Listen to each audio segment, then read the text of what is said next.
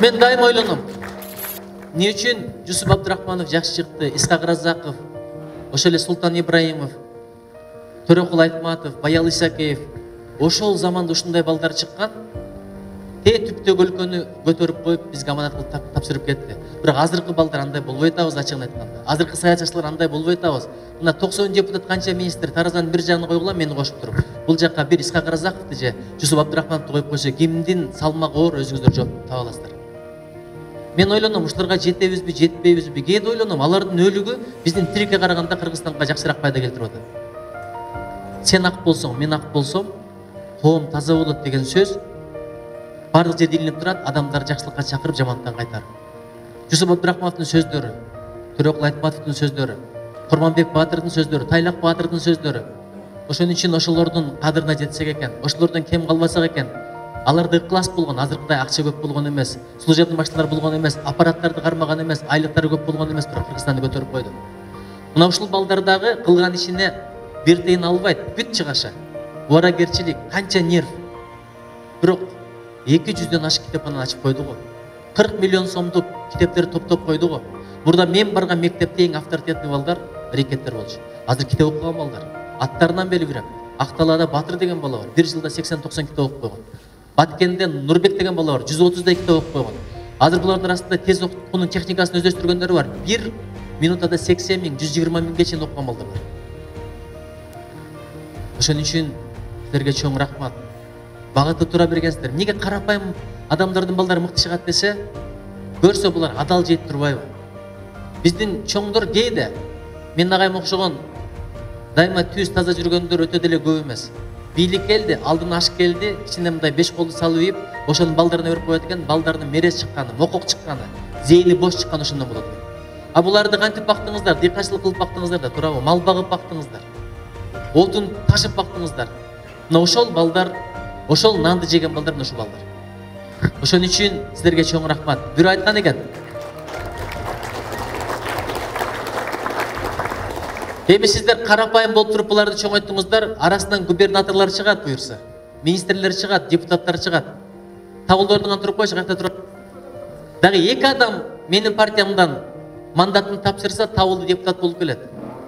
Табылды окшогон балдар буда шайлоого балбайт эле, акчам жок. Эч ким мени шайлап өтпөйм деп. Бирок көрдүңүздөрбү? Элибиз уюткулуу экен, эл адамдардын минетин билет экен. Бир тыйыны жок барды. Эң сонунда добуш алды. Дагы 2 адам жылып келсе депутат болот, ушулардын арасынан бирөөсү. Депутаттар чыгат, губернаторлор чыгат, министрлер чыгат, президенттер чыгат. Бирок мен силерге аманатым ушул. Атаңар, апаңар силерге кандай адалынан берсе, ким болсоңор дагы балдарыңарга ошондой адалынан бергиле. Суранышым ошол. Бир данышман айткан экен, мен кечинде жатам, эртең менен туруп, адамдарды карайм дагы ким адал жеп жаткан, ким арам жеп жаткан, дароо эле билип коем деген экен. Эртең менен туруп.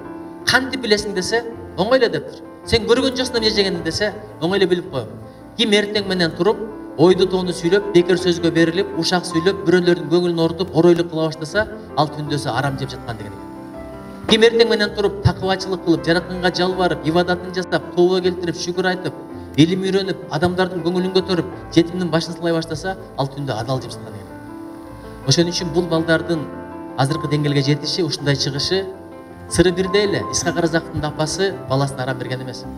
Жусуп Абдурахмановдун дагы атасы баласына арам берген эмес. Төрөкул Айтматов да ошондой кылган. Балдары кандай чыкты? Биз ойлойт экенбиз, менталдык арифметикага берсек, курстарга берсек, анан кийин Кембриджде окутсак балдар башкача чыгат деп. Бири дагы элиталык мектепте окуган эмес ушулар. Азыр да кайта маш калган, кеч калгандар деп. Ошон үчүн берекелерим, сиздерге чоң рахмат. Анан мен эмне үчүн бабаларды айтып калдым? Бабалардын заманы башка эле, биздин заман башка. Анан мага бир суроо берип калса, эмне үчүн алардын заманы жакшы болгон, адамдар топуктуу болгон, жашоодо береке болгон, азыр күнүңдүн да берекеси жок, саатыңдын да берекеси жок, тамагыңдын да берекеси жок, мамилеңдин да берекеси жок. Неге береке кетип калды? Көрсө, бабалардын заманында биз бар экенбиз, бабалар да бар экен. Азыр биздин заман, бирок бабалар жок, биз барбыз. Ошон үчүн силердин Кудай кааласа батаңарды алалы, өсөлү, өнөлү. Бул волонтерлор пайгамбарлардын иши. Пайгамбарлар адамдар жакшылыкка чакырды, жамандыктан кайтарды, тозоктон куткарды, бейишке алып барды. Бирок ал үчүн бирөөдөн бир тыйын сураган эмес. Бул балдардагы ушул кылган иштин акысын сураган жок. Мен Советтер Союзу ураганда бир декеге аяп арман кылганмын. Райондун борборунда китеп дүкөн деген болот эле. ар бир райондун борборунда бар эле, эсиңиздерде барбы? Бирок ошонун бардыгы жабылып, ордуна ресторан ачылды, арак саткан дүкөндөр ачылып кеткен. Арманым ушундай болчу. Ушул балдардын мээнети менен азыр тескери процесс башталды. Кээ бир адамдар дүкөндөрүн жаап туруп буларга китепкана кылып берди. Ошолорго чоң рахмат. Бактылуу болсун, эч качан жамандык көрбөсүн.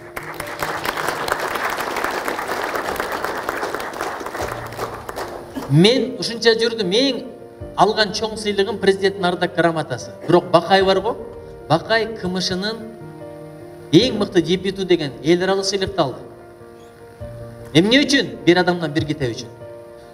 Эгерде бир ташты тамчылар жылдап отуруп тешсе дейт, биринчи тамчыда айта албайт мен кылдым деп, акыркы тамчыда айта албайт мен кылдым деп. Ар биринин салымы бар.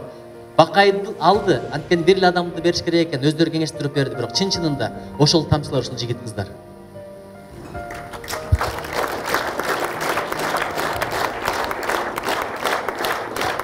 Адамды бетине мактап дейт, ошон үчүн аркамды салып алып мактап атам. Булар түшүнбөйт эт, кимибизди айтып атат деп. Чындап, адамдын бетине мактасаң, адам ишене болот экен. Адам мактоого татыктуу эмес. Ошон үчүн өрнөк адам ким дейт? Өлгөн адамдар дейт. Алар жашап өттү, жашоосунда адашкан жок, жакшат менен кетти, ошолор өрнөк адамдар. Тирүүлөрдү өрнөк кылбагыла, бүгүн жакшы болсо эртең жаман болуп калышы мүмкүн. Бүгүн жаман болсо эртеге жакшы болуп калышы мүмкүн. Ошон үчүн менин бир тилегим ушул атала, мени эч качан адаштырба, ушул жигиттерди адаштырба, жакшы жашай, биз өткөндөн аркабызда жакшы ат калса экен. Биз тууралуу жакшы пикир калса экен, жылуу сөз калса экен, кылган иштерибиз менен укум-тукумубуз сүйүнсө экен. Бир адам өзүнүн балдарын мынтип эле тарбиялап койгон экен. Шоктонбо десең шоктонбойт, бирок уурлук кыла берет. Уурлук кылба десең уурлук кылбайт, бирок тамеки чеге берет. Тамеки чекпе десең тамекисин таштап коет, бирок бирөөнү тоной бериши мүмкүн. Ошон үчүн бардыгын бир ойго батырайын деп, балам беркечи дептир. Мен сен уялгыдай бир өмүрдө бирдике кылдымбы десе, эчтеке кылган жоксуң дептир. Эми сенин кезегиң, мен дагы сен үчүн уялбагыдай болоюн. Мен уялганда эчтеке кылба деп айткан экен. Ушул гана сөз таасир этип, баласы ушунчалык жакшы жашап өткөн экен. Бул балдар да Кудай кааласа, силер уялбагыдай, биз уялбагыдай, экен уялбагыдай эр заматтар болуп өссүн, өнсүн. Муну менен чектелип Кыргызстандын атын дүйнөгө дүңгүрөсүн. Менин тилегим ушул.